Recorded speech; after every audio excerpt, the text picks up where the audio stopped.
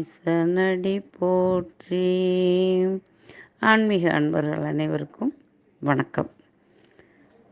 இன்றைய பதிவில் அதாவது ஜாதகம் எழுதியிருக்கிறவங்களும் இருக்காங்க, எழுதாமல் இருக்கவங்களும் இருக்காங்க, அதில் ஜாதகத்தின் மேலே நம்பிக்கை இல்லாதவர்களும் இருக்கிறாங்க. ஆனால் வீட்டில் ஒருத்தருக்கு நம்பிக்கை இருக்கும், ஒருத்தருக்கு நம்பிக்கை இருக்காது. சிலர் வீட்டில் எல்லாருமே வேணாம் நாங்கள் பட்ட துன்பங்கள்லாம் போதும், இனிமேல்லாம் நாங்கள் பட முடியாது, நான் இந்த மாதிரி இனிமேல்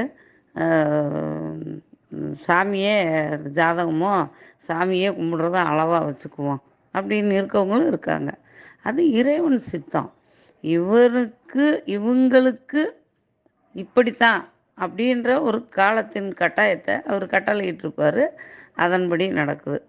அதனால் அப்படியெல்லாம் நினைக்கிறவங்களுக்கும் சரி, ஆன்மீகம் இறைப்பற்றோடு இருக்கவங்களுக்கும் சரி, இந்த பதிவு ரொம்ப அவசியமானது. நீங்கள் இதன்படி செயல்பட்டு வாங்க. கும்பிடாதவங்க கூட சாமியை கும்பிட்டுருவாங்க.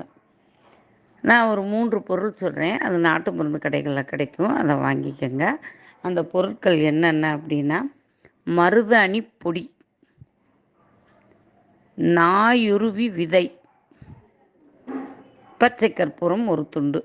பொடி வேண்டாம், துண்டாக வச்சுக்கோங்க. பச்சை கற்பூரம் துண்டு மாதிரி, சின்ன பிட்டு மாதிரி, நம்ம சூடவில்லை அளவுக்கு வச்சுக்கோங்க. மருதாணி பொடி, நாயுருவி விதை, பச்சை கற்பூரம். இந்த 3ஐயும் என்ன செய்றீங்க, ஒரு கண்ணாடி கிண்ணத்தில் ஒரு 100 ml இருந்தால் போதும். அதில் தண்ணி ஊற்றி இந்த 3ஐயும் நல்லா பொடி பண்ணி அந்த இதில் கலக்கி விடுங்க. எல்லாமே சேர்த்து எவ்வளோ வரணும்னா, அதில் ஒரு 5, அதில் ஒரு 3 கிராம், அதில் ஒரு 3 கிராம், 3 கிராம் எடுத்துக்கோங்க. அல்லது இல்லை எங்களுக்கு நிறையா தோணுது அப்படின்னா 2 கிராம் எடுத்துக்கோங்க. 2 கிராம் எடுத்து அதை நல்லா தண்ணியில் ஊற வச்சுருங்க. ஊற வச்சு ஒரு நாள் இரவு சாமி அறையிலே இருக்கட்டும். அதை காலையில் எழுந்திரிச்சதும் நீங்கள் குளிச்சுட்டு எல்லா வேலையும் சாமி கும்பிட போகிறதுக்கு முன்னாடி வீடு ஃபுல்லாக தெளிச்சுட்டு உங்கள் மேலேயும் தெளிச்சுக்கோங்க. இதை தொடர்ந்து 48 நாள் செய்துட்டு வாங்க. அதை பலனை நீங்கள் அப்புறம் பார்ப்பீங்க.